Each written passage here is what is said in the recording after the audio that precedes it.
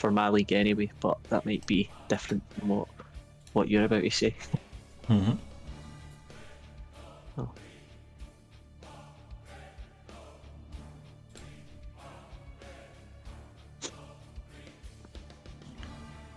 Let's see. Nope, not in here.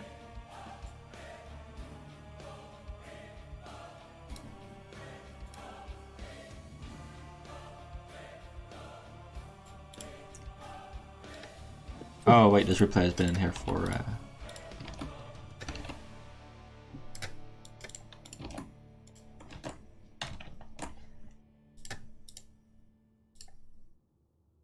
'13th. There we go.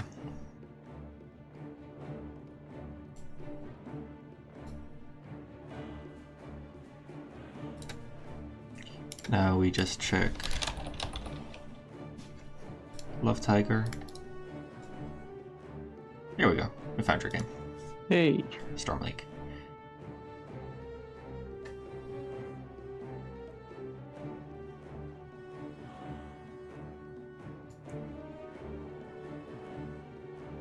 Alright, so I also basically woke up, so give me a sec to That's fine, don't worry about it.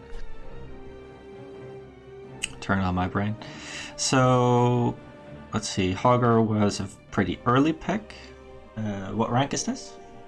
Kind of high gold, low plat, I think. From it. High gold, low plat. Okay.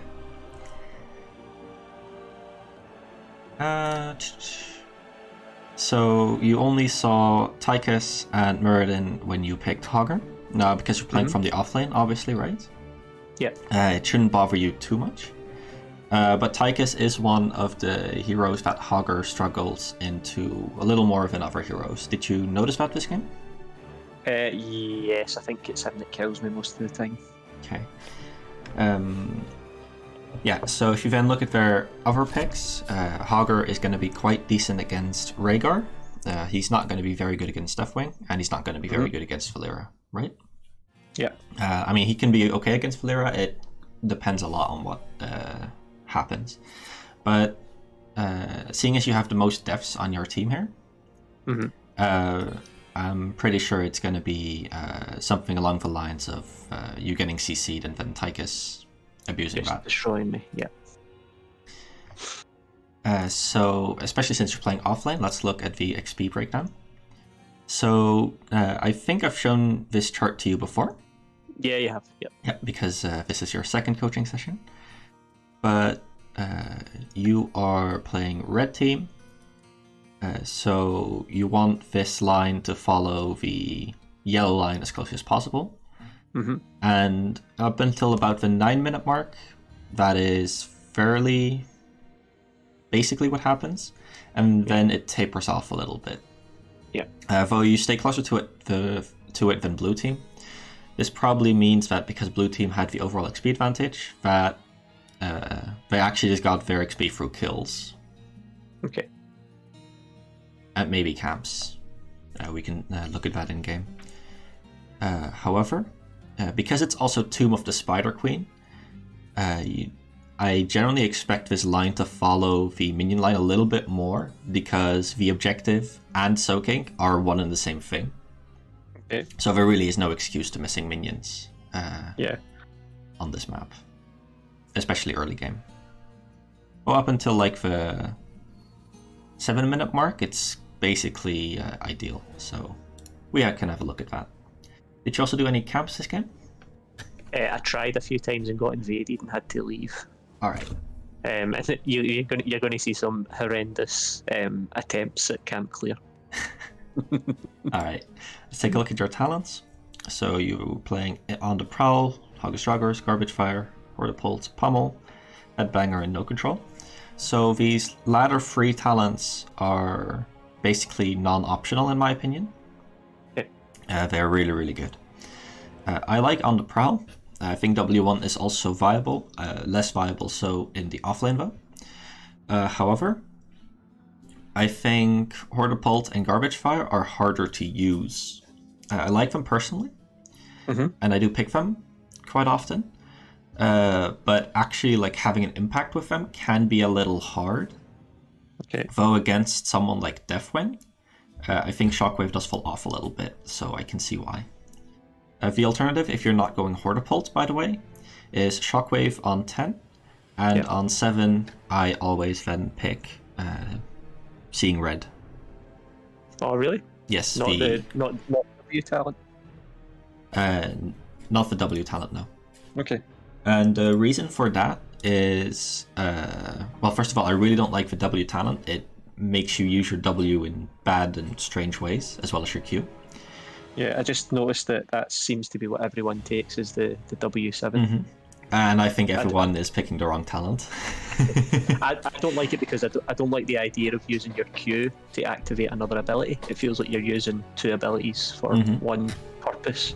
Exactly, that's roughly the same reason why I don't like it, as well as Q being one of your most powerful abilities. Exactly, yeah, you're kind of wasting it to activate. So basically Seeing Red damage. does two things when you're high rage. First of all, it shouldn't be hard to maintain high rage with On the Prowl. And second of all, it gives you both attack speed and cooldown reduction on your Q and E. Now, E cooldown reduction is fairly nice because it lets you use your E and not have to play safe as long. Because anytime you don't have your E, you don't have an escape, right? Yeah. And the Q cooldown reduction is nice because in fights that often gets you a second Q, where normally you wouldn't have a second Q yet.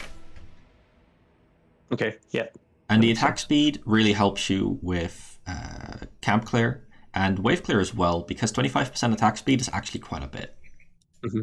So it just slightly increases everything you do, which is very nice. Now, Garbage Fire is obviously also very nice. The slow and the damage are fairly nice.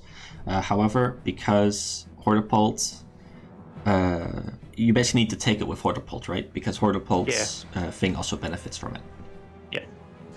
Now, the last talent I want to talk about is Hogger's Joggers, which I'm very torn on this talent because I like Hogger's Joggers, but E4 is also just extremely strong. Now, I don't mind Hogger's Joggers in this map on this against this team because Pummel is not that important against their team. There is no one on their team, but if you land Pummel, you basically win the game. Usually that is the case, and usually that is why you have drafted Hogger, for instance. Say you're playing against a Maiev, a Kerrigan, not a Jaina, but say a Li Ming. If you get your Pummel on one of those heroes, they basically just evaporate, right? They don't do anything anymore. Especially the melee heroes that are spell damage reliant. Yeah. They basically have no choice but to get hit by your Pummel, and as soon as they do, they're non-heroes. Okay. So in those cases, E4 is really, really important because it increases your E range. Right. I only ever took it on shrines just for the extra radius. On shrines, it is a very, very important pick. Yep. But on other maps, it can also still be important if you need to spread Pummel. And this is usually also why you pick Hogger in general, right? It is Pummel. Okay. This is very strong. I think that is most of the talents described. 13, I don't think is any variety. 16, I don't think has variety. People who pick W16 are bad. That includes Dino. And on 20, No Control is really good. However, it is tricky to use. Yeah. I will admit that. Yeah. However, I think that is every time you No Control and it turns out bad, just look at your own replay, look at your own game, and think about why was it bad, right? Usually the case is you didn't have enough chase space to use No Control. Are you aware with the term chase space? Like the distance between like you being in danger. The opposite way around, actually. The distance between the enemy being in danger and safe. So say you're on Tomb, right? And you No Control in mid.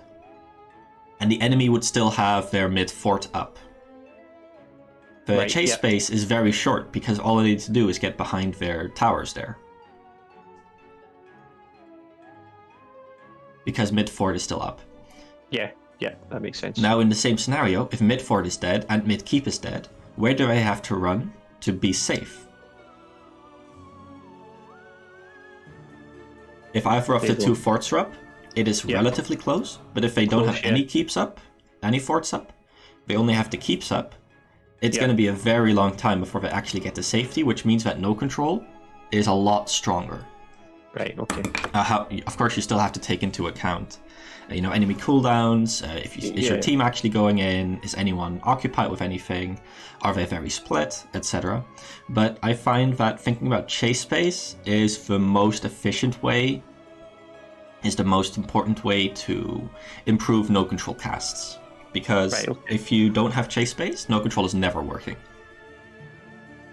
Yeah, there's a times where I just use it, I just die. Yeah, exactly. Like And it's just a button to press, and it's like the suicide button sometimes. yeah, and most of the time that is when your no control lands you under a fort. Yeah. Or a keep. Or inside the Hall of Storms. as I've noticed. Alright, so I think that's roughly everything I wanted to look at here. Did you B-step? Okay. No. No, only B-net player B-stepped. Alright. Alright. Let's head into the replay. Would you only ever take the W1? Would you only ever take that 4-man? W1, yes, I would only take it into 4-man, and only in certain situations. I would not combine it with other W talents. Yeah, that's my next question. So we would take W7 and W16 in that case. However, I would only take it in cases where it's going to be a lot more brawly. Mm-hmm. So think if you're on 4-man in Braxis, for example. Ah, right, okay, yeah. Prepare yourself. Get ready. This jam's about to. Okay, so I've already talked about this a little bit in the drafting part, looking at the draft. But now that you look at your whole team, can you give me like a 10-second description of what every hero, what you expect them to do? Yep. In the both the ideal world and in the Storm League world. So Stitches hook into Stick Off Silence, obviously big, and then just blow someone up. I think that's the win condition for this comp. But does your hero play into that win condition? No, it does the opposite. It kind of moves them out of things, doesn't it? Mm-hmm. So disrupt the back line with Hogger type thing and let them do DPS and tank stuff. Mm-hmm. So I expect you to be playing not very much around Stitches at all. Yeah. Moving on, what about Tassadar? What do you expect him to be doing this game? And not just in teamfights, but also especially the early part, the waves and the macro parts. He should probably be the one doing most of the wave clear. Mm-hmm. They should be moving kind of top mid, and leaving me bottom. Maybe trying to sneak bottom camp at some point as well. Stukov? Just kind of following Stitches about. Mm-hmm. And Asmodan? Asmodan just kind of standing in the middle lane, just launching globes top and bottom. And mid, just... So in the ideal world, Mm-hmm. The Tassadar and the rest of the 4-man helps Asmodan stack mid-top as soon as possible. Okay. However, I very much doubt there will be anywhere near this level of coordination. However, if you look at your lane opponent, right, Deathwing or Valera, could be either or. You never know. You're never going to beat them, right? Yeah. So if you don't beat your opponent bottom, which honestly, the higher up the ranks you get, the more common this becomes, up to like where basically winning a lane is not a feasible thing, right? Yeah. The thing we care about instead is not trying to kill your opponent, but getting rotational priority. Okay. Now, rotational priority basically says you can rotate and the enemy cannot. Okay. And there's a very simple condition for that, and that is the wave cleared? If the wave is cleared, you can rotate. If the wave is not cleared, you cannot rotate. Okay. So what do we do to get rotational priority? Clear the wave and then move up to clear them. Just keep moving between the lanes to help clear waves. Not necessarily moving between the lanes, but just clear the lane in your lane as soon as possible. So say, you have a Deathwing, he doesn't clear all that fast if he doesn't use his entire mana bar for that. You clear the lane over here with your spells, with your E. Preferably you try to keep your E in case like a Valera is skulking around in this bush, for example. And then you can move your way around these bushes. You can maybe chill here.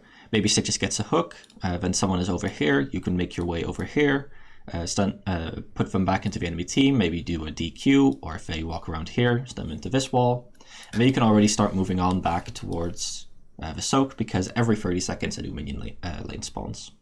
Yeah.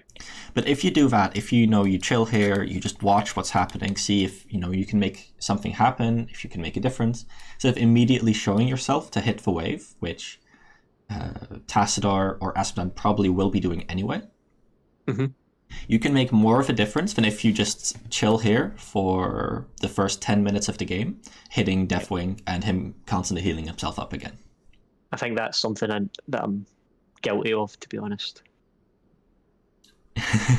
It's something that... like, yeah, like even if like if I do rotate, like I maybe go up a bit, but then like I kind of do like a half rotation and come back down sometimes, and then just kind of rinse and repeat. Yeah. Almost, I maybe don't see the opportunities on the map to do other things, if that makes sense. Yeah, it's something that a lot of solo laners, especially in Storm League, are very guilty of, is they only think about their lane. And they don't think about the map, their team, how they can help their team, how they can, do all the things that make you win the game. Yeah. Because as fun as it can be, the 1v1 is rarely what actually wins the game. Yeah, I noticed like sometimes when you play Storm League, you come up against players that are Smurfs. They clear the wave and then they appear like mid lane to gank your team or to help kill your team, and then they come back up. So it's just something I need to kind of get better at. So let's look at the first minute. You should notice that Stukov is taking a sip of his tea or something. So he's not with you, right? So any damage you take here will be a little bit more permanent than it normally would. Which, especially for the solo laner, means probably you want to play a little bit more safe. So I like sitting in this bush, but probably not for the reason that you're doing it. So you're sitting in this bush, and they don't know that you're in that bush, because you rotated a long way around, they didn't actually see you enter the bush. However, I would want you to sit a little bit more to the right, like roughly here. Right, okay. Yeah. So if you sit here, right now this Asphodel minion is giving you vision. However, now that the Asphodel minion is gone, you can see this is the vision you are giving. Okay, yeah. This is not very useful vision. Yeah. If you're chilling here, you give a lot more vision. But the reason why I like sitting in this bush, which by the way in like 10 seconds you have to be bot lane already because this is approaching. The reason why I like sitting here is because you give vision for your Stitches to hook. Right, okay. So it's directly kind of helping him hit a hook on someone. Yeah. And not to try to kill someone. However, Tassador's already backing off. Asphodel's not going to be able to kill someone. So there's not much going to happen from this, especially on someone like Muradin. However, if someone like Muradin or Tychus were to approach the bush themselves, it's going to be a lot better to just patiently wait for them to like approach right around here, and then just stun them against this wall with your Q. Then you can throw your W, and then you probably want to use your E to rotate because you've taken up a lot of your time already. Right. Maybe you could throw a D to like body block them a little bit, let Stitches and the rest handle it. However, throwing out your W at them directly won't do a lot. Which it lets them know that I'm sitting there as well. If you look at what actually happened, you did one auto attack, you did a Q, you did a W. this hasn't impacted Muradin's health pool. You've been, attacked once, but nothing has happened from this, and you've used your cooldowns, right? Yeah. So you can imagine if they were stunned against this wall, and you used your W, that you would get rage from the Q and the W hitting. You would get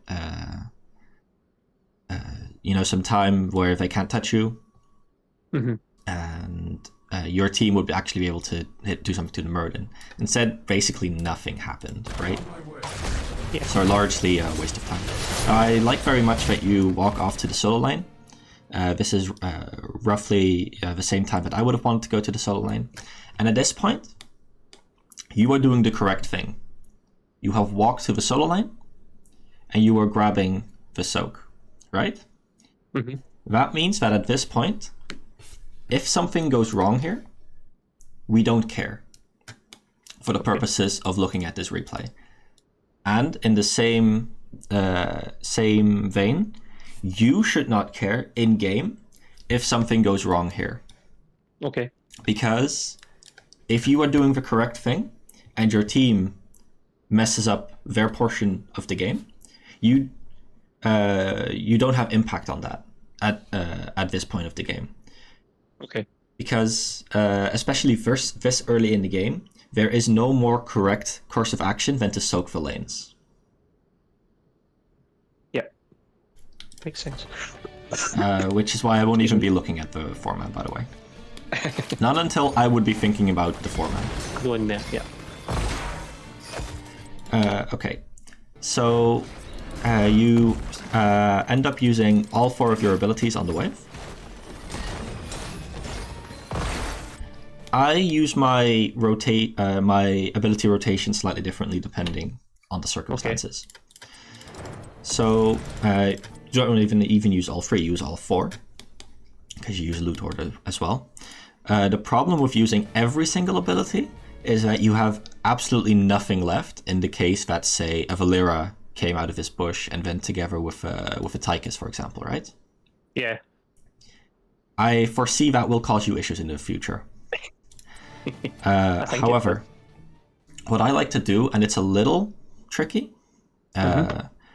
is I like to place my loot horde roughly where you placed it at the against all the ranged minions. Then I just queue them into the loot horde, which will do a lot of damage. And if you read Staggering Blow, every hero stunned gives you 15 rage. Every enemy stunned. So stunning a whole minion wave will give you 7 times 15 rage. Also, it counts towards the minions as well. It's not just... Yes. Everything you stun gives you rage. So this is a very quick way to build up rage. Which, with On the Prowl, will also get you healing. Yeah. Right? So getting rage like that is really good. I didn't know that. Then I would just throw my W. It would be able to hit all 7 minions because I would be standing roughly here. Loot Horde would be here. I would knock them all towards the Loot Horde. These minions never hit for Loot Horde. Sometimes these slip on the side. That's okay. And then you just auto-attack them to death. If someone comes, I'm already hovering my E sometimes on this wall, just checking what will get me the furthest to safety. And you want to be checking this before an enemy comes up. Because just like if planning your escape before you position yourself. So in general, basically, anytime you're playing Heroes of the Storm, right? Especially if you're like laning or alone in a lane, you should imagine an imaginary line here. And if you cross this, if you go onto the enemy side of the map, you have entered the danger zone. Right. Now you need a reason to be in this zone. And you need a way out of this zone. So just keeping that E for that purpose is much more important than using it to clear the wave then? Yes. Unless there is something, I need to clear this wave right now because I need to do something else ASAP, and I need as much time as possible for that, because the faster you clear this wave, the more time you have, right? That's what I was going to say. Does it slow down the rotation much if you do it like it doesn't slow it down that much, because your E doesn't actually deal that much damage to non-heroes. It's still your most damaging ability, so it does slow you down relatively significantly. But hitting your Q and your W is like hitting a full second of E on the entire wave. Right, that's fair. Okay.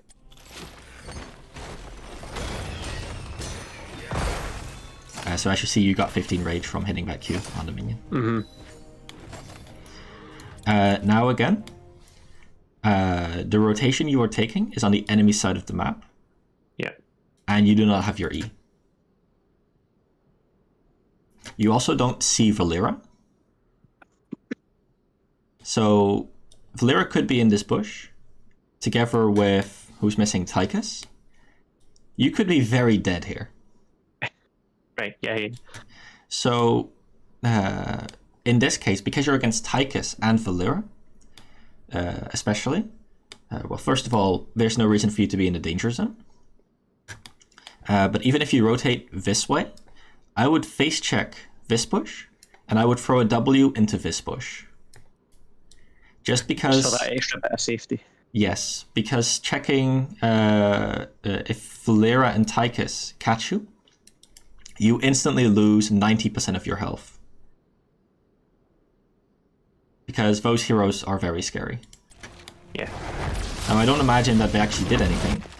But you could have lost basically all of your health in that rotation.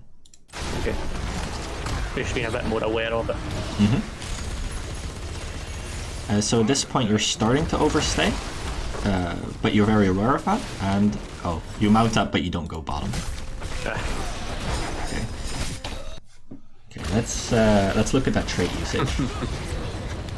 Because that is not how you use Hogger traits. So especially here, if you actually want to catch someone out here, right?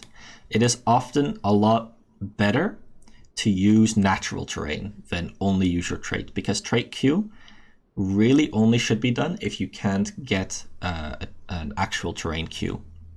In this case, if you're chilling here, your enemy can't see you until they're here. Right? Because of the way this vision blocks, they'll only be able to see like this if they're here. So if you just chill here, the enemy can't see you, you will always be able to get a free Q against this wall. Do you see what I'm getting at? Using it, yeah, just it's been an inefficient use of the of the D as well, and yeah, I get you saying. However, like I was saying, this is more important. Yeah. And I was expecting you to rotate there. So this trait has actually been queued up for like half a second already. You put it out of cast range. And at the time that you cast it, it was going to be next to Rhaegar. However, because of the half second of movement that you had to do, and then another quarter second of it actually coming out, now Rhaegar is nowhere near it anymore. Yeah. So Loot Horde, most of the time, you don't actually put it near where an enemy is, but in the direction that they're moving. In order to land it, right? Yeah. And then you can queue them. However, at this point... I think I'm still getting used to the range of it, of some of the abilities as well. Yeah, it's fairly short for sure. Yeah. So yeah, you use your abilities a little inefficiently, right? So another thing is you kind of want to run away from the Rhaegar here, right? Yeah. That is why you E to the left. However, you do see a Tychus and a Muradin here. And Valera, even if she comes here, isn't actually spooky without using her silence on you, which she can't if you're in Hogwild. So if you E, say, from here to the bottom, you can make 2 passes here. Or, more ideally, you would connect to here, and you could spin like this. Right, yeah. That's something to think about. I think what I was thinking here was that if I go in the direction that I go, I'm also going to clear some of the wave as well. That was kind of, I think, what I was thinking at that stage. Though in this case, I would actually consider this to still be fairly unsafe. Okay. This is where you're going to end up with your E, right? Just because Valera could just pop out and... So Valera silence me. could just be chilling here and wait for your Unstoppable to end, silence you here, and just it'll be fairly scary. So what I would have done is I would aim my E towards here to end up here. Right. I mean, you're completely safe. There's no... Yeah. There's nothing they can do. Yeah. And the vast majority of the time, you actually want to aim your E in a wall, either aggressively or safely. Usually a naked E is very incorrect in basically all circumstances. Okay. For various reasons. Yeah, I know you get like a speed boost off it when you hit terrain as well. So this is very good because the Rhaegar is being exceedingly greedy. However, that trade. Why? Do you remember why you traded here? Why I traded him? I think just because he overstepped. He came into our side of the map. And he's on 89 health. Why do you need to use trade? I mean, why? Oh, sorry. Why did I use a trade? Sorry, I think you said trade. Okay. Oh, sorry. Yeah, no. I just let my face roll on the keyboard almost. Yeah. So one thing that this does is it actually baits you to stay in the Deathwing queue. Yeah, to get the meat. Yeah. This is mostly going to be something that you're just going to practice, but this is not the range at which you can hit W. So you aim W here, but W does not have enough range. It won't actually show me the range indicator in this mode. Right, okay. But this is just slightly too far. If he was here, like if the center of his hitbox was like here, and you aimed here, this would land. Yeah, I just need to get better at anticipating the movement. Because you're aiming already at the edge of its range, right? So you can't actually throw it any further than this than you just did. And you were aiming at where he was. Well, you always need to aim at where they're gonna be in like a quarter, half a second. Yeah. To land this, and that's pretty important because the instant detonation, it gives you rage, it gives you a slow, and it gives you damage, right? So these are all very important. I think W is the kind of the talent, the ability that I should probably maybe struggle to use the most. It is luckily also the least important ability though. Anyway, let's look at after the Rhaegar kill, which I like. Right, so after this, why are you staying in lane? I think what I've always got in my head is that if I leave the lane, like I see the Tychus and I'm thinking maybe they're just going to come in and push the lane and kill Asmodan. So I think maybe I'm like almost need to stay there to help him. So what are they going to push the lane with? Well, Deathwing can just keep queuing on it and stuff, and like I can't really do too much to him. Deathwing doesn't do any damage to structures with Q. Well, he does a little bit, but like it's going to be completely insignificant. Alright, fair enough. They have no minions. Right? They have this one minion. Yeah. I would still be looking to grab this minion, right, by the way. And of course, like, these gems are, like, nice to have. But other than pushing Tychus off of Asmodan, there's not really anything for you left to do here, right? Yep. I think I did have a thought of going and doing bottom camp, but then because both of them are there, but then that's risky as well. Yeah. So you grab the minion, but as you can see, now you have Tassadar and Hogger and Asmodan here. And can you list the 3 wave clear heroes on your team? Hogger, Asmodan, and Tassadar. So if your teammates are right here, all of your wave clear is in the wrong place. You're kind of forced into going mid to catch this wave. Okay. Right? So in this case, you have to make up for your teammates being dumb by being smart.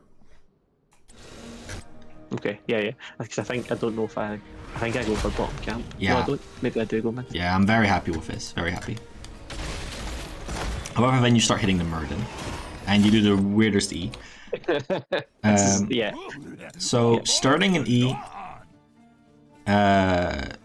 with no danger around in a minion wave, you always want to do in the middle of the minion wave, right? Because the E's damage is highest where you start channeling it. Yeah, I knew that. Yeah, because for those who don't know why, Hogger is slowest at the start of his E, and the damage is still every quarter second. So you want to, or every 0.125 seconds. So you, wherever you start channeling your E, you will do the most damage with E. Because the slower you move, the longer you stay in contact with an enemy. Yeah, So usually you want to start channeling it here, for example. So in this case, right, there's no reason to use E yet. There's no danger. You're on the safe side of the map. In fact, you're going into the unsafe side of the map. So what I would probably do is either use DQ on the minions, and then E through the minion wave to the left if I felt unsafe, or just hold E if I felt safe. Right now, we see Tychus, we see Deathwing, but we don't see Valera. So I would feel a little bit unsafe because of that. Especially because the healer isn't there and you're already like fairly low. Yeah. However, and then Muradin, if she was there, Muradin could just turn round as well. Just make it a bad time.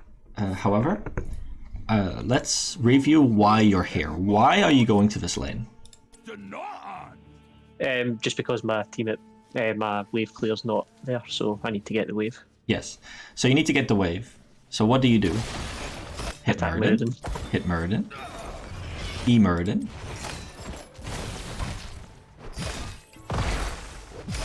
Hit Muradin.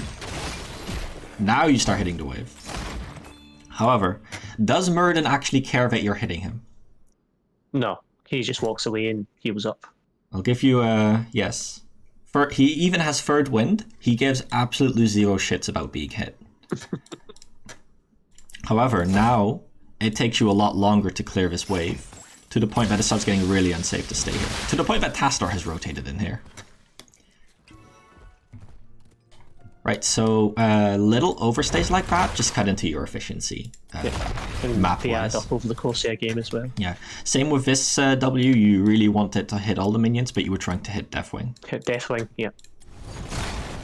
So just focus more on the waves instead of try to hit.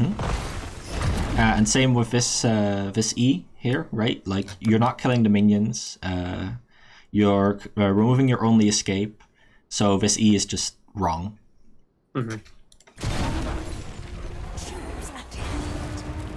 Yeah, here you just have to know that how Deathwing's hitbox works, so you already want to walk a little bit to the bottom. Yeah.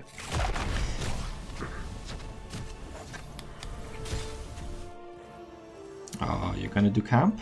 Just because I saw Asmo coming, so I thought. Yeah, that's what I'm soaking. I like this. I like this. Oh no. It's taking way too long. As soon as you see this, so the thing, I know how this happened, right? You're only looking to aim your E here. So that's all you're focused on for a bit. However, there was a sign that you were getting invaded.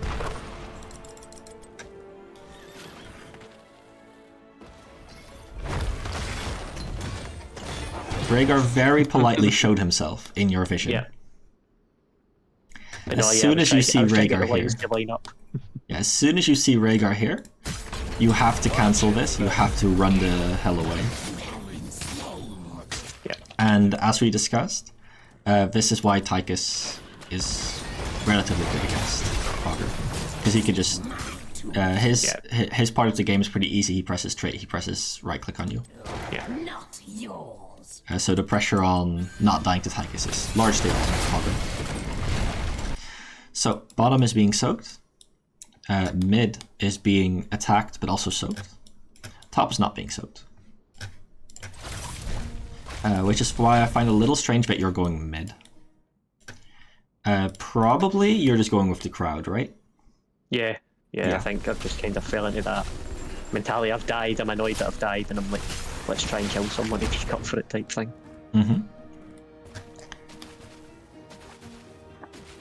This could have been you.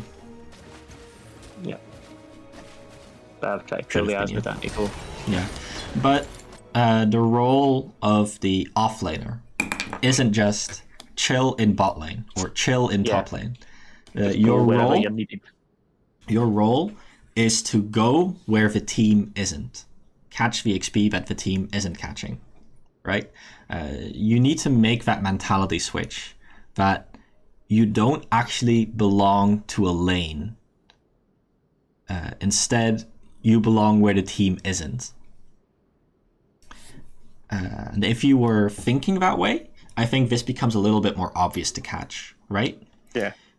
Because right now, you're upset that Aspen is in your lane. He's messing up with, what you've been planning all game. Like, oh, I'm going to do bot, and then I can, maybe do a camp in between, etc. And that is why your plan is getting messed up, because it's a very rigid plan. Just chill bot. That's not a good plan. Yeah, and then when it goes wrong, I get annoyed. Exactly.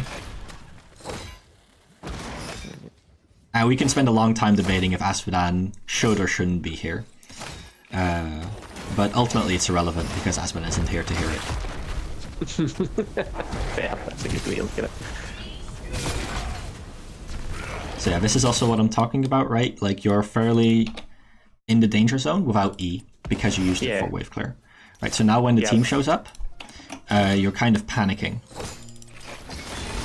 Yeah, they're taking very little damage. If I had E there, I could have just bounced off that bottom wall and been at my gate. Exactly. And even here, right, you're still thinking about, oh, the Rhaegar's fairly low. But then Tychus shows up. And he doesn't actually, get to do much. Because you were luckily, already fairly retreated. If you decided to turn around the Rhaegar here, you would actually have died. Yeah.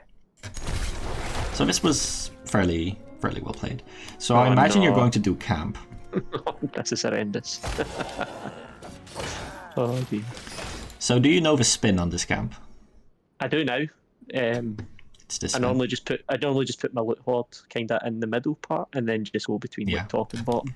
So the spin I do here is this spin. It's a very narrow spin, so you actually have to aim it very, very precisely. Mm-hmm. And it's not an up or down spin, so you can't use the game timer to aim it. Yeah.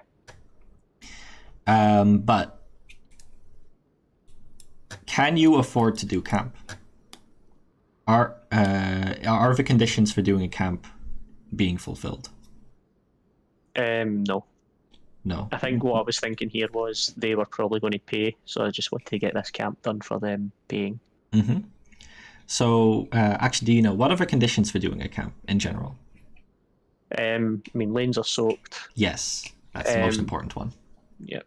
And just also not being invaded is another important one. Yeah, not being invaded, and probably most of the team being alive, so that if someone decides to push a lane, that you can react to that. Yeah. Also, the camp should be useful, which is why also people should be alive, because if nobody pushes with the camp is just gonna deny you XP. Yeah. But we're gonna look at this very sad minion lane, and just wonder what could have been. All that beautiful XP. And even with all that, you only missed 3 minions, half a wave. Yeah, but still, it's inefficient, I suppose. So now you have Garbage Fire. Actually, so with Garbage Fire, aiming your loot hoard for a Q is actually no longer correct. All right. Okay. Because if you put your loot hoard right here, it's actually just gonna kill this minion and all of these minions. Right. Because look how much damage the Garbage Fire is going to deal to these minions, right?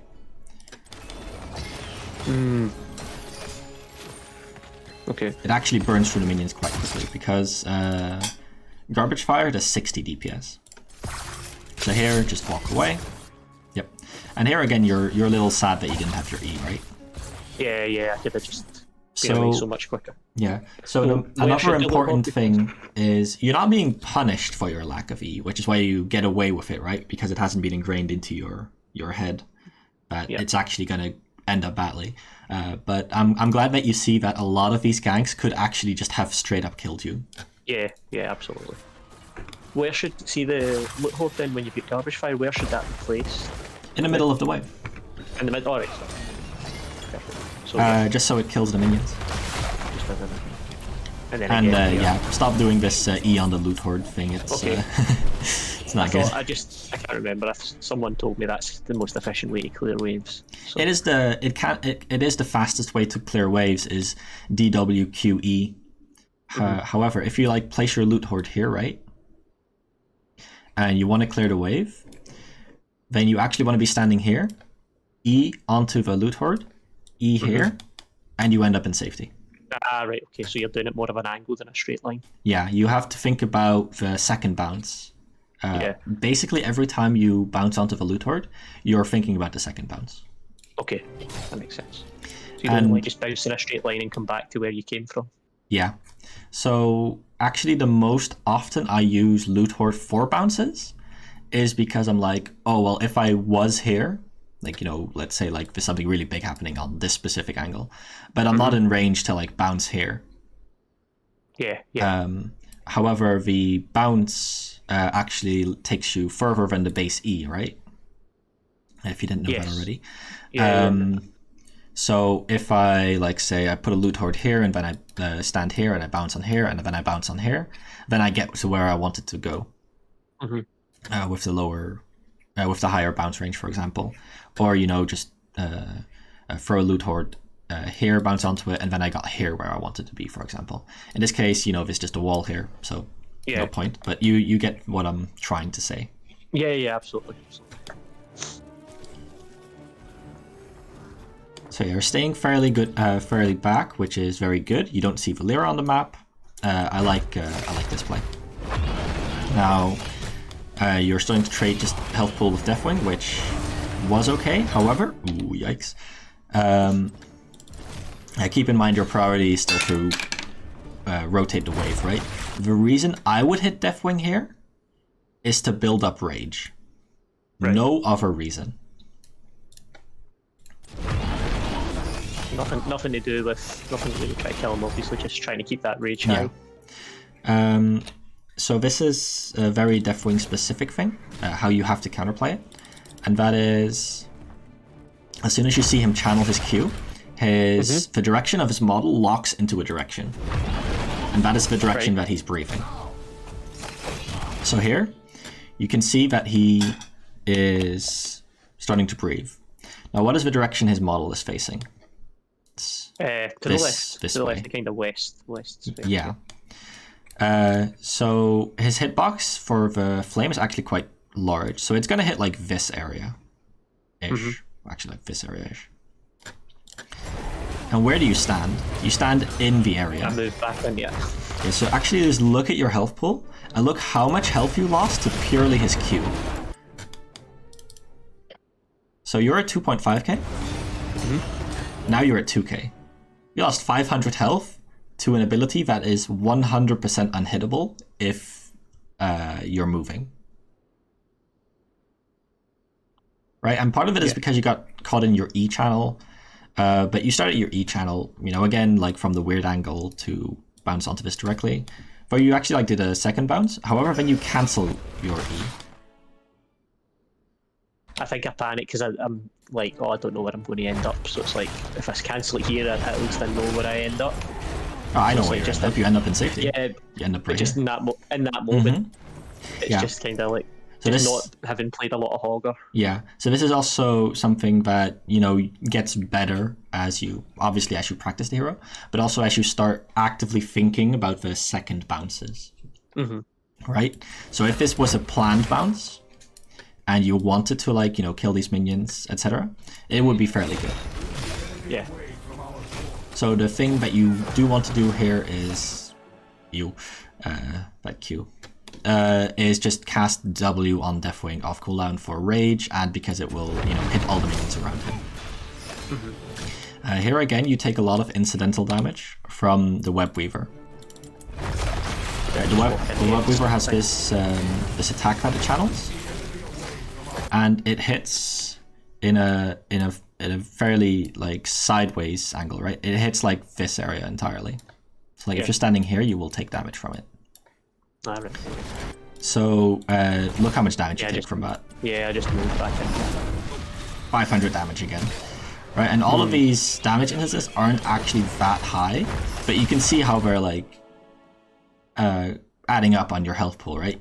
You've lost half your health, and there shouldn't have been anything threatening. Yes, I get this. Yeah, So this I guess one, if they had this one offlane, you for dodge. example, they'd have been able to kill me or something like this here. Yeah, exactly. Like I should probably die a lot more than what I actually have so far. Exactly. Yeah, so you want to look at mid, but there's also still a wave here. I would actually like still clear this wave because it's also it's on your towers, right? So it's dealing damage. I think perhaps I thought there that the tower was going to die. Here you regardless. get into the enemy team. So this was very good, right? This is how you want to use Loot Horde this way. Is as an escape if you don't see another wall around. So this this way, you know, the Valera like silences you, but you don't give a shit because you're unstoppable. That was good. However, the entire setup leading to that looked a bit disastrous and panicked.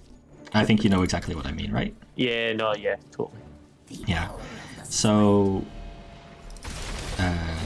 yeah, the Q on the minions, which didn't have a wall behind them, it's I think it's just you got here, you saw two people and you panicked.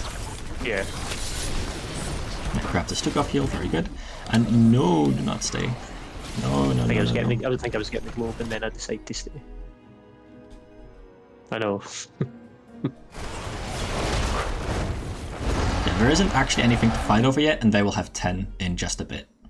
So if this worked out slightly differently, they hit 10 like 2 seconds earlier, this fight actually looks completely disastrous.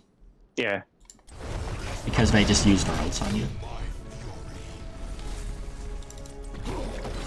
And so that is why you don't want to take this fight. I think you locked your teammate in here. Oh dear.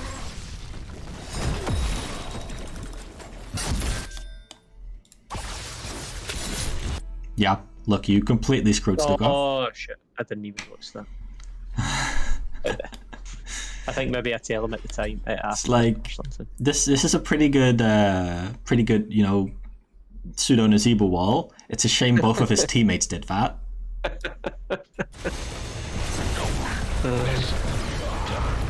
So I actually think he could have just walked to the left and been fine, except you decided that no, he wasn't. Yeah, this is probably going to be caught by Tassadar. I've read the wall over there. Where did you go? Did you go to turn it? I think I did turn in. Yeah. Okay, yeah. So if you want to turn in, indecisiveness like this is gonna get you scouted out.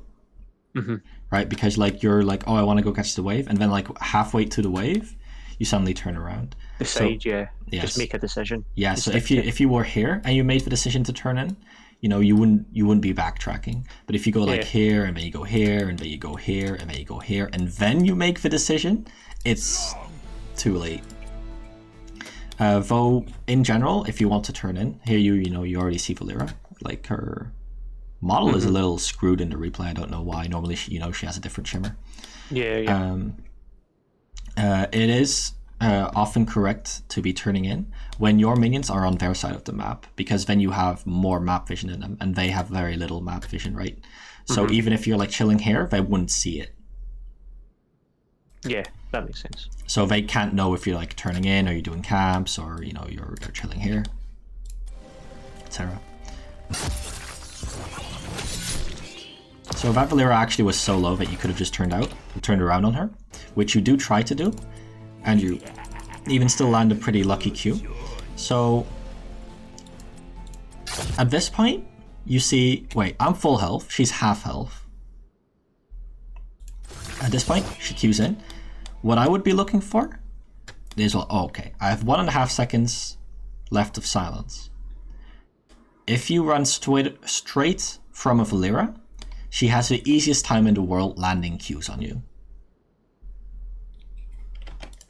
So just turn round and start attacking her. Holy crap. This is not a build. Anyway. So if you walk straight away from her, she doesn't need to even think about using her Q, right? She's going to land it every time. If you start strafing to the left and right from her, you know, this way and this way, perpendicular, it becomes very hard for her to land her Q. However, in this case, if you Q, W, auto attack, E, cancel E, auto attack, she's dead. Right. Right? Okay. You can even just fit a loot horde in there if she wouldn't die because of, you know, maybe she used her ult or something. Right, that makes... Yeah. I think just with Valera, it's that panic that when you get silenced, you run rather than just turn around on and be like, fuck you, you're dying. Yeah, panic is your worst enemy, right? Because you stop thinking. But actually, I see a really good wall to stun her on, and that is if you walk here, and then you just press Q this way. Yeah. She gets stunned onto that wall. So you actually get pretty lucky with this Q. However, you need to already be launching your W when at least the stun is still halfway for it to hit. Right, because you launch your W when the stun just wore off. Don't land. Yeah. And your E it's like is both too late and it misses the wall. Right, so this went from the easiest kill in the world with Valera on this side of the wall, Rhaegar nowhere able to help her, to you completely out of position, having used all of your abilities, and Valera getting healed up. And Asmodan now probably dying as well, I think. And Asmodan getting caught out by, you know, their entire team. Right.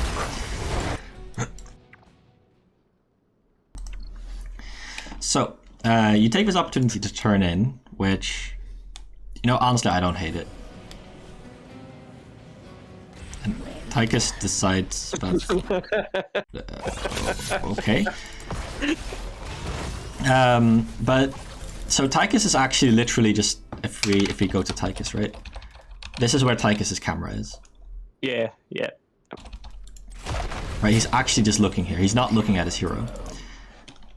You could have killed him. In the same way you could have killed Valera.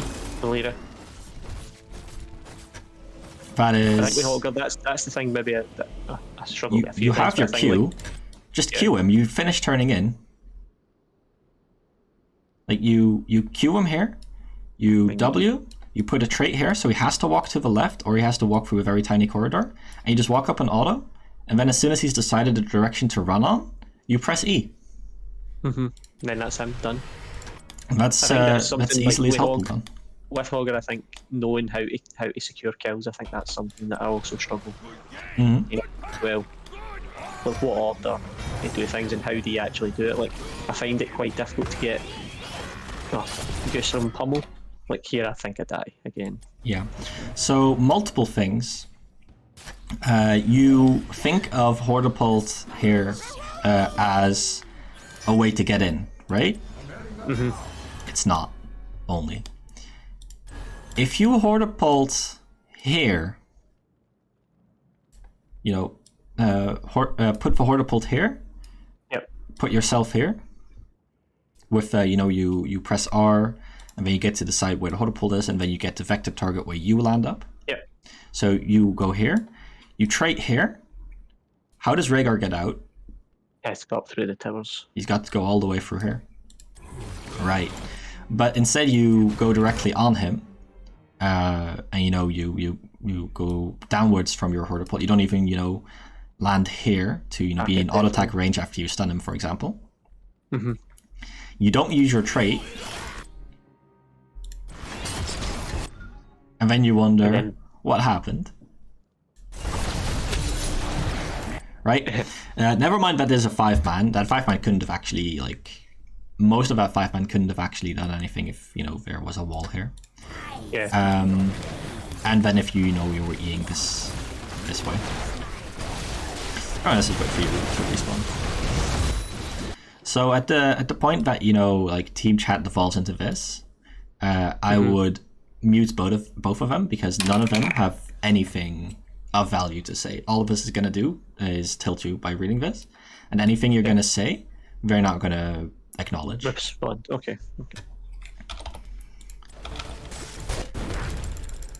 So okay.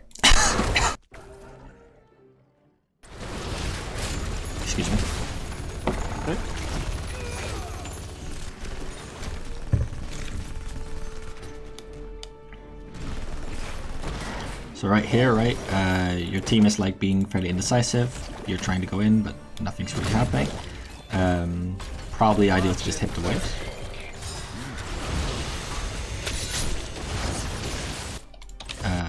Not sure what you're trying to do with his loot horde.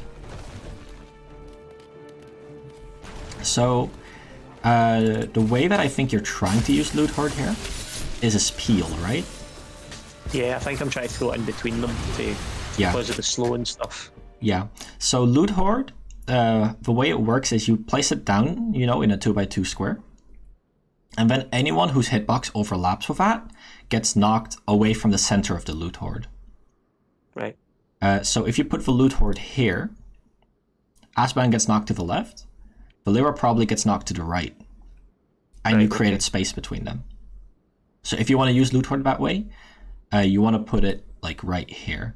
Instead, you put it on the top, and you knock Asbadan towards the Valera. Right, okay, yeah. I think I was trying to get it in between him and Muradin more than anything else. Yeah. But actually, I think he might have lived without that loot horde because you knocked him towards him. So like this loot horde's like point blank, but it's for the damage and the slow, right? I don't mind it that much.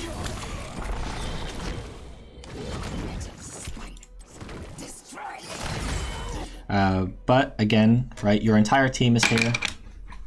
You just got 2 kills.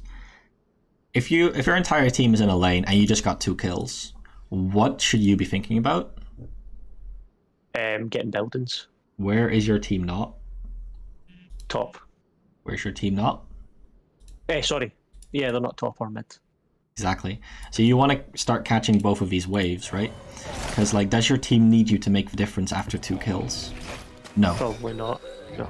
If your team was all bot, do you need to catch this wave? Probably not. And this is again, like, you know, indicative of what we said earlier. It's like you're thinking about like, this is my lane, right? So I have to catch this wave, but that's not how this works. Yeah, especially with them kind of staying. Exactly. So now you're like upset that, you know, Stukov was staying in your lane. And the end result is Stukov goes to help Stitches. Stitches went to do stupid stuff like try to hook people with no one to follow up on it. End result, there's 2 waves being uncaught here, which you were catching, but then you stopped catching. And then Stukov was like, well, Hogger has it, so he left. This wave, nobody bothered to start catching it. And Tassadar was like, guys, Deathwing's pushing a lane. So Tassadar's also panicking. And that's how you get into this situation where you have two waves here and 1 wave here being completely uncaught. End result is you're a level behind, they're 13 versus 12. And they're probably going to get top as well. No, it's not going to get top. Like, no wave, this small wave is going to get that. But, because Tassadar also clears it up very fast, right? He's very good at that.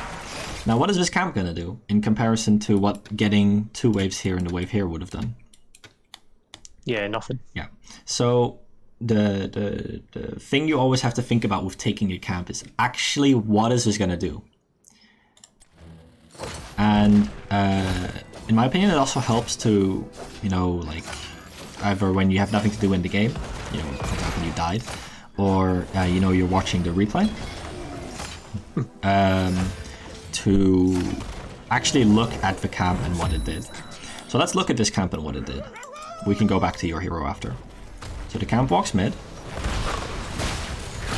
like sits in the middle of a wave, and it gives your team actually like 20 spell armor for the entire fight here. This camp did a lot. Okay. I didn't expect it to do that much, because I didn't really expect there to be like a full-blown team fight in mid, but this camp actually did a lot. 9 times out of 10, it's not going to get that value, is what probably. 9 times out of 10, people are going to go take a different camp after taking Bruiser camp. Though what you do after, which is catch bot, I think it's fine. However, again, you know, you E directly here, you end up here. You E here, and then you end up here. You're a lot safer. Yeah.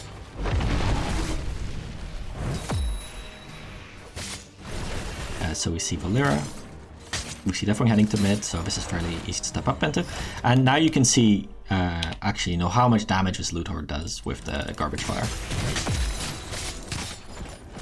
So like this minion is only taking damage from the Garbage Fire, right? It died to a W and only the trait.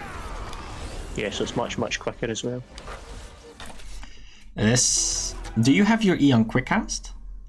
I did at this point, but then I changed it to be on release. Okay, I also have it on release, and I think on release is a lot better for your E. Yeah. Because judging if it's actually going to hit a thing is quite hard. And with on release, you can aim the second bounce much better, right? So if you're standing here, and for example, you want to join the team in mid ASAP, you stand here, you E here, it bounces here, it bounces here, it bounces here, bounces here, bounces here, you're on Valera. From here. Yeah, which is insane rotation speed. Exactly. Instead, you go from here, not here, and you go here. You missed the wall. Yeah. By the way, this is actually a rotation I've made a couple times. It's just off that wee corner. Just off that corner, yeah. I mean, I've made it from both here and here, right? So you can start that rotation at any time. You can also do it from here to here to here to here, for example. And obviously, other way around, if you're here, you can rotate to here and be in safety. Yeah. But generally, I wouldn't think too much beyond the second bounce, right? So this is like a very long bounce sequence that I happen to know because, I play a lot of Hogger. But I wouldn't spend all of your Hogger time thinking about bounces like these because they're going to be fairly niche, right? Like in this specific example, it would have been good, for example. But even just thinking about the second bounce, ending up here, and then you didn't do the angle right on this one, so you end up here. Well, that's still better than ending up here, obviously. Yeah. Just getting there's just so many bounces. Here, by the way, you have an easy double kill. You see it? Guessing on the use hold the pult. Yeah. So, roughly right here. Deathwing and Rigor are alone. You Hortapult, you trait. They literally just can't get out. Right. Yeah. Again, just that fear of being within tower range. And yeah, then I except suppose you can have just E out. Wave. Yeah, you just E out as well. Yeah, you can E out, or you can pummel their entire team and E out at the same time.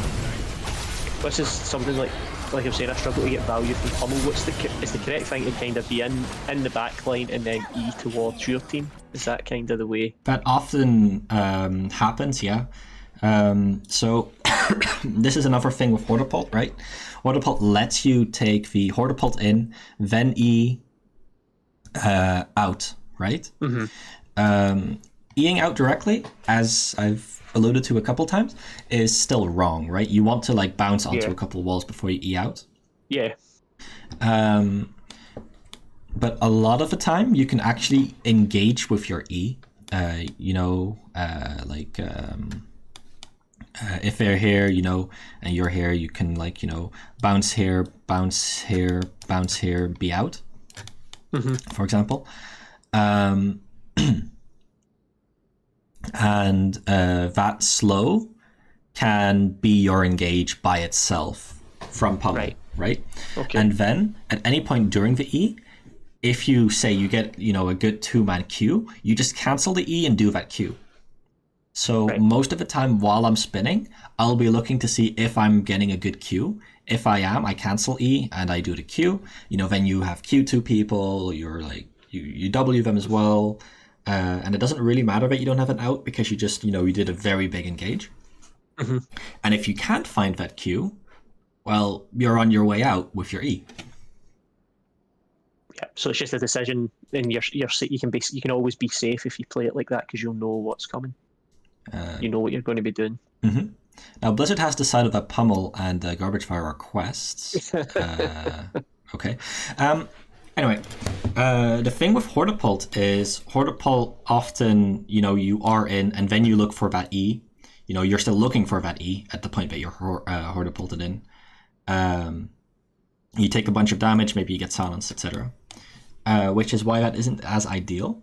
But if you have Shockwave, instead of just looking for the Q while you're Eing in there, you can also look for a Shockwave into trait into Q. Right. Oh, okay. While you're Eing in the middle of their team, which is part of why Shockwave is also really, really powerful. The better you get at Hogger, I think, the more valuable Shockwave becomes.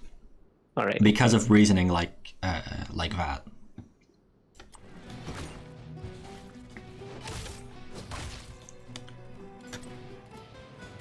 Let's see, we're roughly halfway through the replay, but I do want to stop at a reasonable time. I don't want to do another 4-hour session. No, it's great. Of course.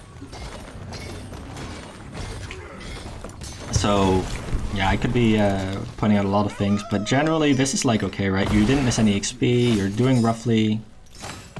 using your trade a little bit better than at the start, right? Well, part of that is because you didn't have E here, so you didn't feel pressure to use E here. Here already, right? As soon as you're here, I'm already like checking with my E, you know, with on release, all the walls to see if, you know, there's a really good bounce, for example, to get this Muradin, get into a position to Q this Muradin from that E, or just, you know, just have the pummel slow on him. And you see, you know, you just do the Ooga Booga E into him, which doesn't work out. And now you don't have an E to, you know, do here, for example, because if you're here and you have an E onto here, for example, you can probably make stuff happen. Which is kind of part why I like Seeing Red, because it gives you more E's, right? Seeing Red gives you, like, I think if you're at full rage, it's like a 1.5 second off your E, from like 8 to 6.5 or something like that. Someone in here will know the math. It's not that much, but it matters. Yeah, it makes a difference. If you're doing that if that's one more time in a fight, that can be huge. Exactly. So your Tassadar is getting hit by a tower and a Valera and silenced.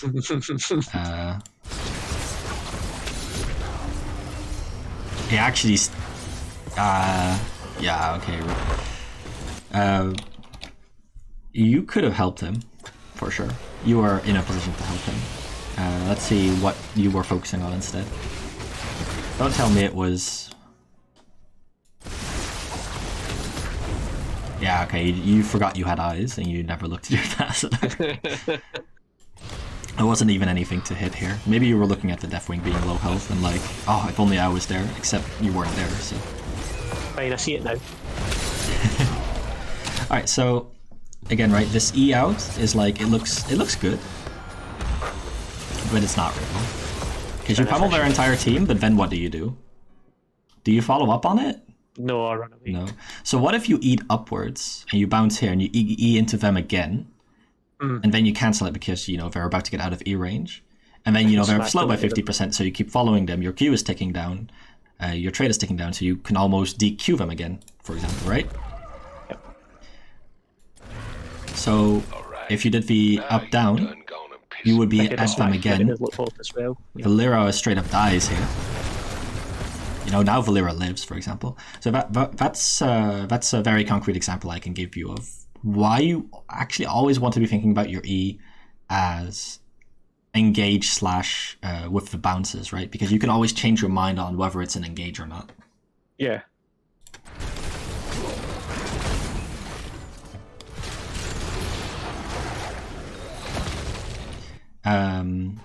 Here, it is honestly a matter of thinking about what is my trade actually going to do, and here it just really wasn't going to do much. Yeah, just one of those things, just throwing it out, just in the hope more than anything. Yeah, exactly, and that's not what you want to do. So another thing is that your trait Q combo becomes a lot easier with either the W or pummel, right? Mm-hmm. Because if they're not moving, you know, it's a lot easier to land that slow combo. But it's not something you want to be looking at that much unless, you know, you have like a shockwave into trait Q, for example. Yeah. Most of the time you'll be looking at using your trait to block pathing and your Q to stun them into natural walls, because you'll be playing around those a lot more if you're focusing on your E anyway. Yeah. So here,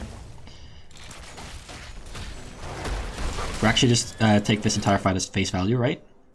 Mm-hmm. You probably didn't expect your Q to stun like this. No, I thought it was just going to knock him up, but obviously there's a bit of geometry in that corner there. Yeah, I didn't expect this when I saw this either.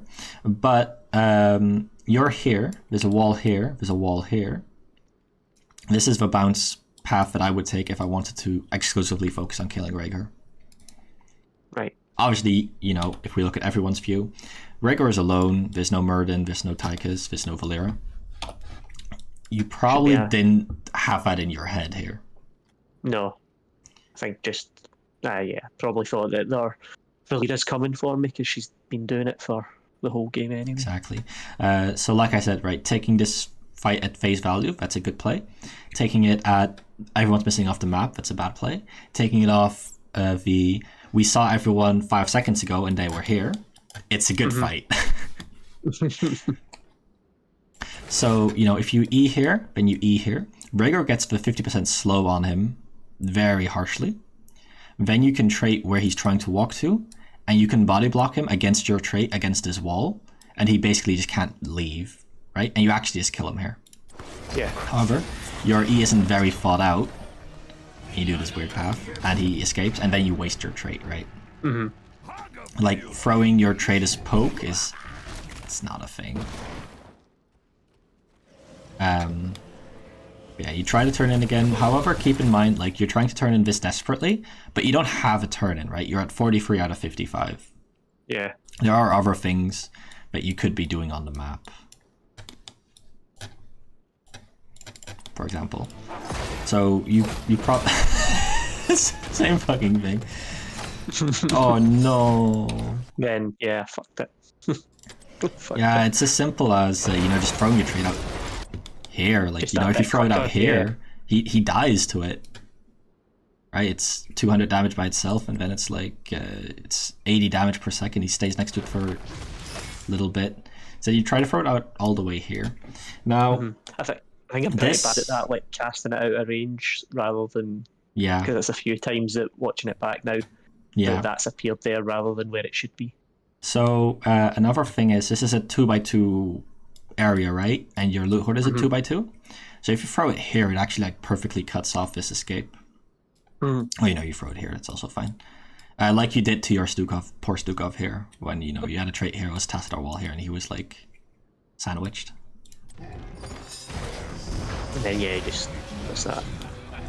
Yeah. So as soon as you know, like, oh, you cast it out of range, you probably already want to, like, you know, just right click somewhere else and cancel it, because it's not going to do anything at the point that it doesn't come out immediately. Yeah, I think that's about 5 times or something. Watching the replay now that I've done that. So here, like, if I was in here, I would be having a good time. So I would already be thinking about, like, how do I get in here? Well, I'm standing like here, so if I go here and then, you know, I bounce here, I probably like get into something like this. So that's the way I would be thinking about this fight right now. Would you bounce in here rather than use Hortapult? I wouldn't have Hortapult.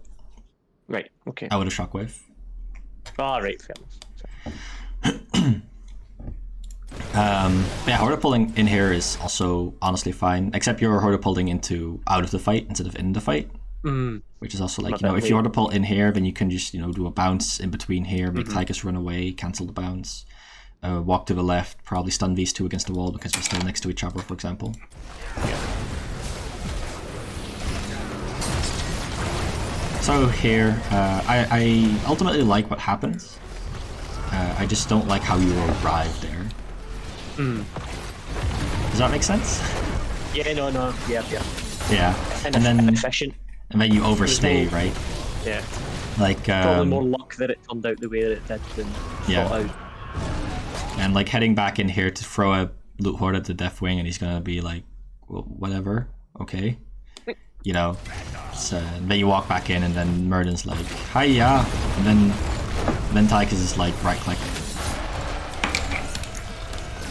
So let's go back to your life.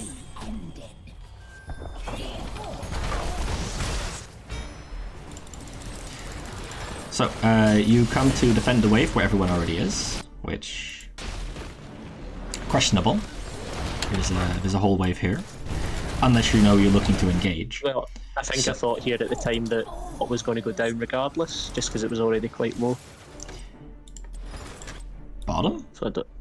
Yeah. I mean, like, if you look at the fort, it looks pretty... No, you can easily defend this. And it's not just about Really? the fort, right? It's also about the map state. Ah, right, okay. Fair enough. But yeah, I think you could still stop this from killing your fort because you have a full minion wave and a catapult here. The catapult kills the web weaver very quickly. Alright, okay. Didn't know that. Give me a sec, let me drink some water. Okay.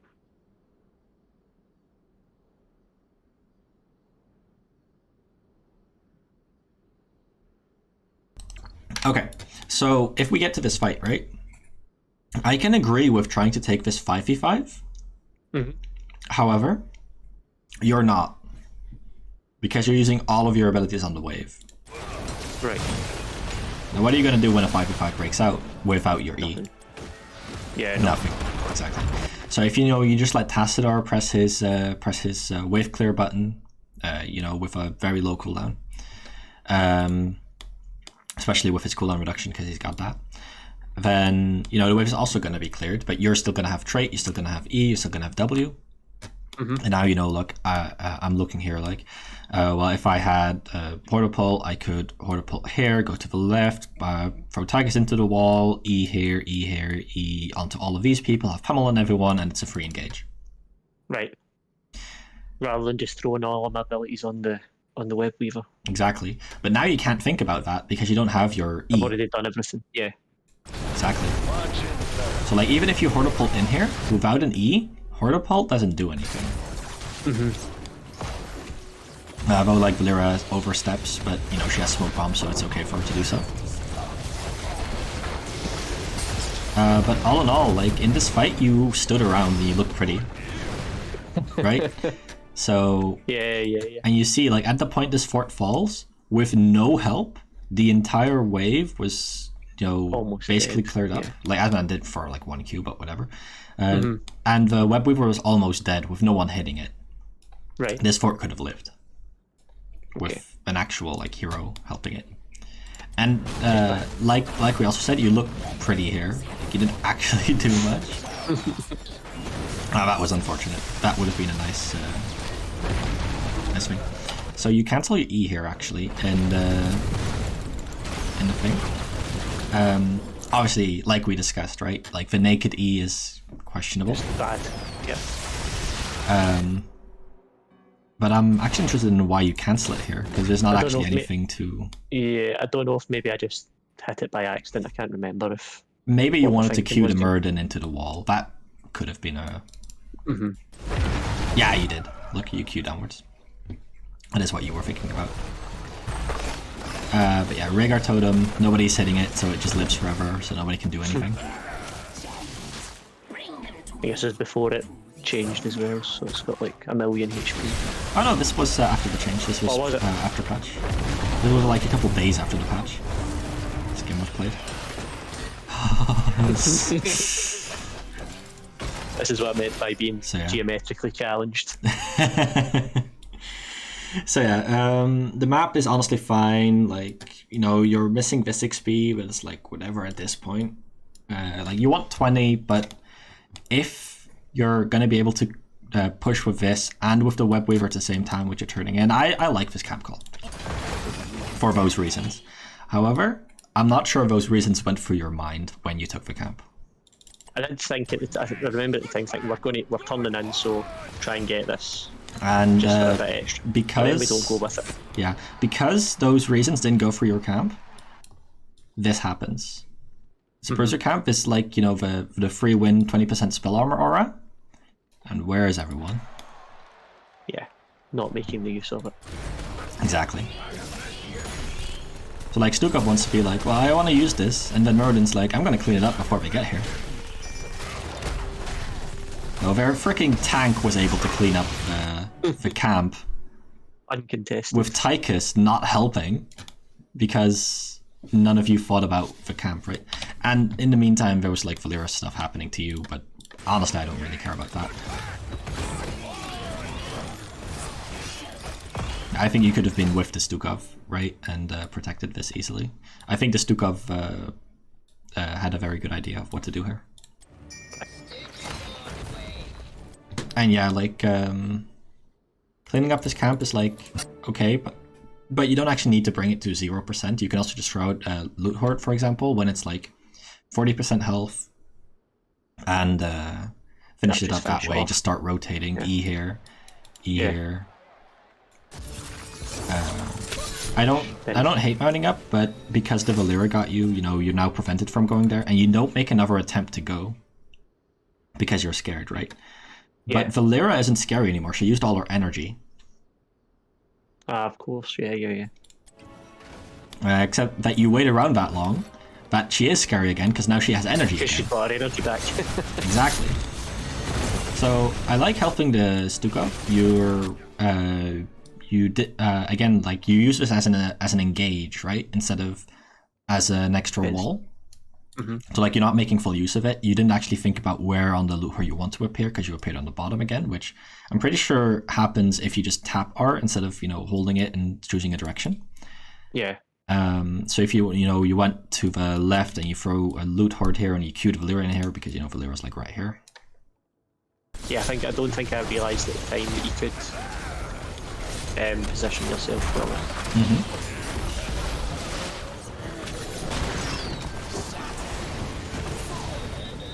I mean, you make use of a wall. I don't know if maybe I thought Valera was going to be there and I was trying to. Yeah, but that would be an example of where you could try to engage on people here, right? Like if you're here, you can bounce here, bounce here, bounce here. And then the Tigers here wouldn't have been able to do anything.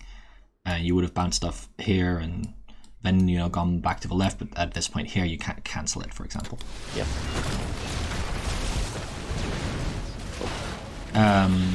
That being said, though, there is a reason why Hogger can be a little awkward, and it is times like these where pushing with an objective like this, Hogger isn't that good at hitting anyone behind a tower, right? You're pretty weak at hitting anyone behind a tower. You can't really go in there. There's much terrain geometry to make use of here, for example. So these are the times when Hogger feels awkward. Is that why people take the W7? Yeah, very well could be.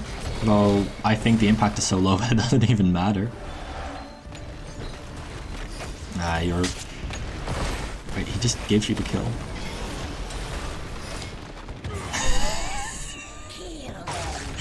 That shouldn't have worked, but it did. Calculated.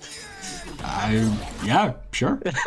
Now you're just gonna make your way out, like thinking about ease when they catch up to you. Except they don't think about catching up to you, and you just walk into their team. Okay. So yeah. Okay, no, I like this overall, to be honest. So you just hop around here. It's fine. However, like Tassadar just loses all of his health to the Death Ring Q. But at this point, yeah, you are in, but you are into the right instead of to the left, so you know you don't actually kill the Tigers. And at this point, you got your kills. Valera is probably not going to be easy to kill. You're going to take a lot of time to kill her. So, like, is it worth trying to kill Valera? No. Probably not. Not this. How much time is that going to take? What else could you be doing, right? There are 3 courses of action that I could see. 4 that I can see. The first one is team spreads out to collect all the gems to get a turn in. The second is team caps this camp, pushes in mid. Yeah. The third is team goes to boss. Yep. To push in top. The third is you just push this in straight. Because there's no wall here. If the enemy team is all dead, you have minions on the way. I think you choose option number 5, which is do nothing. Do nothing and hit Valera. No controller as well. Yeah, it's not really how you use no control. No. Oh my god. No, okay, you choose number 5 and number 4 because you're actually still hitting bottom with Asmodan. Well, Asmodan's hitting bottom, you're hitting Muradin. what is hitting Muradin doing? Like, Nothing. Yeah. exactly. Just hit this with Asmodan. Like, I actually really like what Asmodan is doing. And obviously Asmodan is doing this because his entire the entire reason why people in this rank pick Asmodan is to Ooga Booga hit structures. Yeah. And it turns out this is a good time to do that. The only shame is they don't have the awareness of when it isn't a good time. And that any hero can do this. However, you have very different thoughts in your brain, so you don't actually want to help hit the structure. In this case, because one was dead, I thought. In this case, it's okay because this is still like a 2v1, but you should be taking keeps as a team together. Right. Right? Because like even if now you're grabbing this camp, why are you not using Q? You want your team to be with you when you get this camp so that you can push with it. However, you go off to Africa. Like literally, where are you going? I have no idea. It's like to turn in your 49 gems, which isn't enough. But their team is still dead for at least like another 10 seconds, and Rhaegar's clearing up your hard-earned camp that you just spent, like 15 seconds taking. That's right. Why do you do stuff? Why do you take camps? So you can push. So you get an advantage. So then you don't push with them, and then you took the camp to take the camp, which there's no reason to do something for the sake of doing something, right? You have to. Sometimes the mentality is if it's the opposing team's camp, it's sometimes to take it away from them as well, so it's not as important. This is also reasoning behind the after the fact, right? Like this wasn't what you were thinking when you took the camp. I'm completely sure. I'm just meaning in general at times when I think. Yeah. But at this point, their entire team has respawned. You see that Valera is bottom. You see that Rhaegar is top. You see that Muradin is checking boss. Mm-hmm. You are in a winning position. You have this keep. You have 5 structures left. They have 2. You have a level lead. You have more gems than them. This is going to be a big throw. Because I happen to know we're going to the throw. You lost. Unless you sent me in a win, in which case no, I did send you a win. I did say no. I told you it was a win. Oh, you sent me a win. Oh my god. Yeah, I said because it was. I said when it was at the time it was one of my first games. Okay, no, I thought you were going to be red team. So I actually looked at red team's XP. Okay. Still, you saw that even in a win, there were plenty of things. Oh yeah, absolutely. We actually don't win from this point. Yeah, okay. Very good, because this is quite a hard point to lose from. And you see that, what I said, Asmodan only thinks about one thing, and it is disgusting. So, he's just doing this. Yeah, this isn't really very interesting to look at. Like, you horde a pult defensively because you went in too deep. There's nothing new here. Like, just hit core. But we don't. This game going on for another 3 minutes.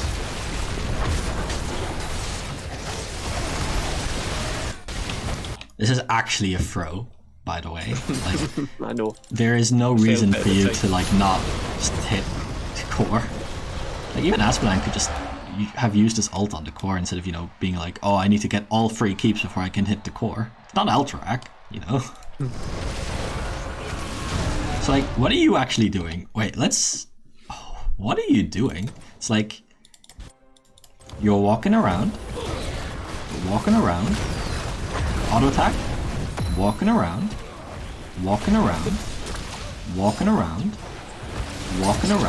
oh, W, auto attack, walking around,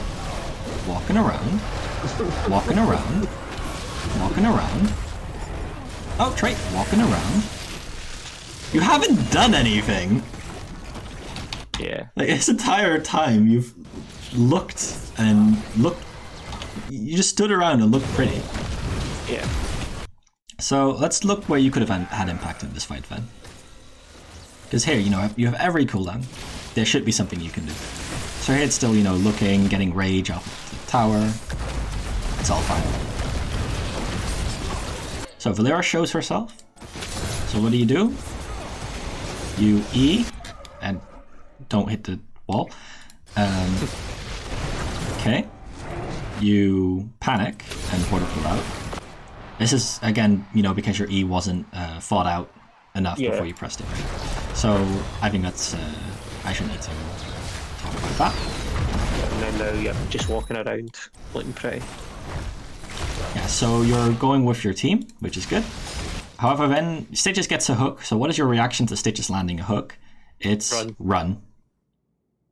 At this point, you've lost all your rage. You haven't pressed on the prowl yet.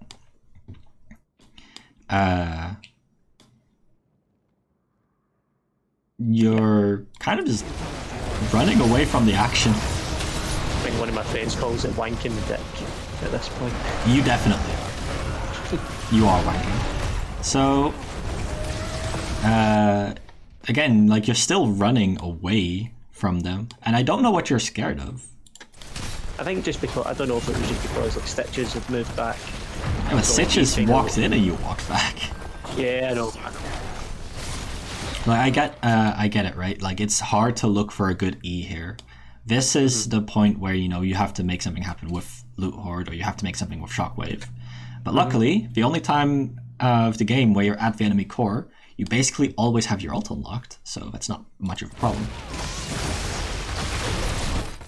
So here, right, you can E up, pummel the Muradin, get out of his slow zone, and then get onto the Tychus with the bounce here, right? Yeah. That is probably what I would be looking. And send you no control. I mean, I don't even hate this no control. I think I do die here, but okay. But the problem is you no control. First of all, you no control on 0 rage. No controls no controls Hog Wild still benefits from rage. So you want to have rage when you no control. No controlling without rage just makes you deal no damage. Even then, you still get to do thing. However, you get out of your no control. It's unfortunate that your team is like giga splitting up. Tassadar was like all the way here, and then his healer's all the way over here, and then Stitch is like in Africa, and then you're like in Giga Africa. Which everyone was gonna know because you know controlled, right? So some of this is on your team, but that's fine. But you end no control, and then you stand around instead of immediately pressing E to get an unstoppable back. Yeah. And that's why you die. Just the off the core, and then I'm where Asmodan is almost. In this case, it is so important to get E that I wouldn't even care about the bounce at this point. I would just want to get out. Okay. That is how important it is to E, that you don't even care about the bounce, because you just need the unstoppable, because you know you have a stunner next to you, you have someone that kills you when you're stunned. Yeah. So, you know, if you look at your death recap, it's all Tychus, right? So the only thing that was going to kill you there was stuns. Now, obviously, this is, you know, your team, if they were with you, nothing would have happened, but they start chasing the lone Valera that killed their Tassadar, you know. Whatever. Doesn't matter. You could have saved yourself. And also had more impact while, you know, standing around. Fish brings up a good point, and he says, this is why people like W build. They're scared to go in, and W works when not going in. This was like 5 minutes ago, by the way. Yeah. Oh, but it was the entire core fight, right? As well. Like, W build would have looked better than standing around here. Yeah. But I think that is just a problem of not going in. Not doing anything, right? Because you definitely had opportunities. So, yeah, like, wait, there should be a very good no control here because, like we said, chase space. Where's the safest enemy place? It's way back. All the way over here. Yeah. So no control should be getting something very good here. Now you wait a while. At this point, Tychus E'd in. This actually looks really good. However,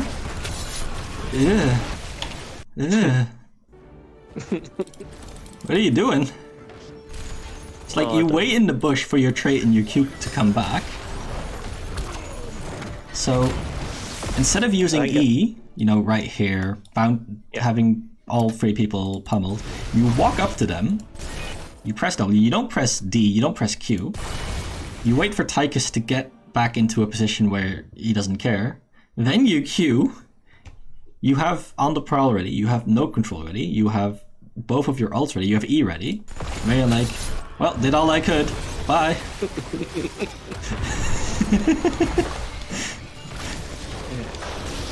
Alright, so like even here, like you still have some pretty good spins. Like if you spin here, you get onto here, you get onto here. Right? I get really lucky here now though. You'll see. Yeah, so at this point, like you're nearly full rage. You're not even weaving in auto attacks here, which would be getting you more rage. You forgot on the prowl, which would give you more rage. You could have been on full rage here. Yeah. No control here looked good, like in the past like 10 seconds, but it didn't matter because it still looked good, right? Yeah, no, that was definitely more luck than skill right now. And you still die, oh my god. Yeah. Yeah. So yeah, even though it's a win, I think it was plenty that we looked at this game. I think you played it relatively well though. I think this is like above what I would expect from your average rank. But obviously, you don't want to be average, you want to be better. Yeah. And you want to get you want to climb, I hope. I think it's just knowing with Hogger when you can go in and make a difference with it. Like with the Tychus, Tychus just absolutely melts. So I think see when at the end there when I used Hogger Pulp to escape. Yeah, you need a plan when going in, right? You can't just walk up to enemies, press W, and then be like, oh wait, they actually right-clicked me? Oh no. Yeah, exactly. So yeah, I think I just need to get a bit better in terms of the plan for that, and the other build as well, like with the C and red at 7. Like I'm going to be honest, it's something I've never taken. I've never even taken it. I've always either taken the build that I took there or the W7, W16 with Shockwave when I do that. Yeah. So I actually like the the more all-in build. Not W build. I really dislike W build. But when you have Shockwave, that actually just makes Headbanger better, right? Because you always get the opportunity, wherever you are, no matter the terrain, to Shockwave, trait Q, and that by itself is going to be a 1.5 second stun from this, and a 1.25 second stun from this, and this is going to deal like 20% of our life. Yeah. Q by itself is going to deal like 10%, and this is going to deal another 8%, right? So that combo by itself is going to stun their entire team for basically 3 seconds and deal 40% of their health. So is there a build you would do, so see if you're doing more macro heavy? No, I would not change most just do the same. of the build. No, if you're like really macro heavy and like the only thing you're doing is macro, then maybe take Garbage Fire over Seeing Red. Maybe even without Autopult, but that's very iffy. And there is no game that is won purely off of macro. Not with that doesn't do structure damage like Hogger. Yeah. And you can be like, well, if I take Brute Force and I take Seeing Red, then I do structure damage because 150 bonus damage and attack speed. And yes, but also no. Please don't do that. No, I've tried it, it's fun, but it's not good. Right. So yeah, if you have any other questions, no, that was good, man. Thanks. Okay. Thanks all of this was recorded, so this will be going up on probably the Win Strategy up top. So I'm looking at Soren here. Probably gonna tell me to do that anyway. So hi Soren. So you'll be able to watch everything back if you forgot anything or have any questions. And no, I've got some notes here as well. So. All right, awesome. Would you mind sharing your notes with the class? Yeah, of course. Alright, just toss it in either offlaners or voice chat here, should be fine. Yep, I'll do that. Awesome. In the next couple of minutes. Then, yeah, thank you so much for coming up. This has been a long time in the making. I think we've been, let's see, when was your ticket made? I think it was maybe the start of February. Maybe even before. Your ticket was made in December.